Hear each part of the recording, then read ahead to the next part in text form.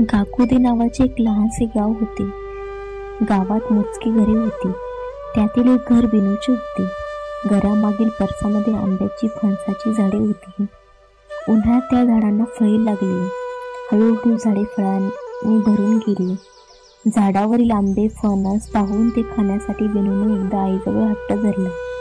विनूची आई म्हणाली, अरे किती घाई करतोस, फळे मोठी होऊ देत, पिकू देत, मग काढून तुला खायला देईन. एके दिवशी आईने पिकलेला एक फणस काढून घेतला.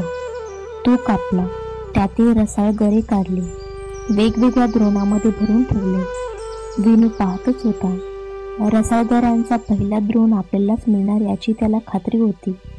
आईने त्यातील एक द्रोण विनूच्या हातात देऊन शेजाऱ्यांच्याकडे पोहोचण्यास सांगितले. आईने सांगितल्याप्रमाणे विनूने हातातील द्रोण शेजाऱ्याच्याकडे पोहोचवला व तो घरी आला.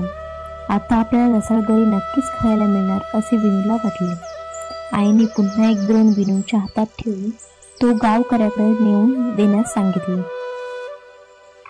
असे करत करत द्रोण घरोघर पोहोचून झाले, तरी आपल्याला गरे देण्याची आई गोष्टच काढत नाही याचे विनूला नवल वाटले, वाईटही वाटले. आईच्याही लक्षात आले. ती हसली.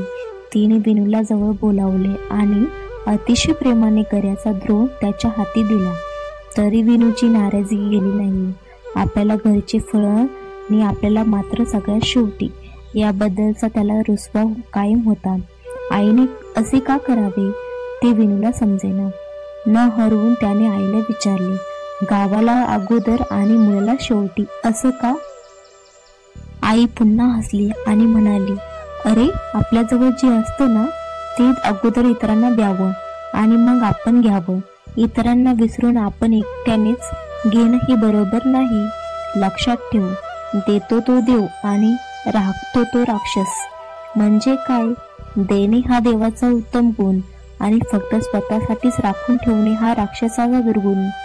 आता तूच ठरव, तुला देव व्हायचं की राक्षस? विनूची समजूत पटली. त्याने आनंदाने गरे खायला सुरुवात केली. हा विनू म्हणजे महात्मा गांधीचे आवडते शिष्य विनोबाजी भावे होत.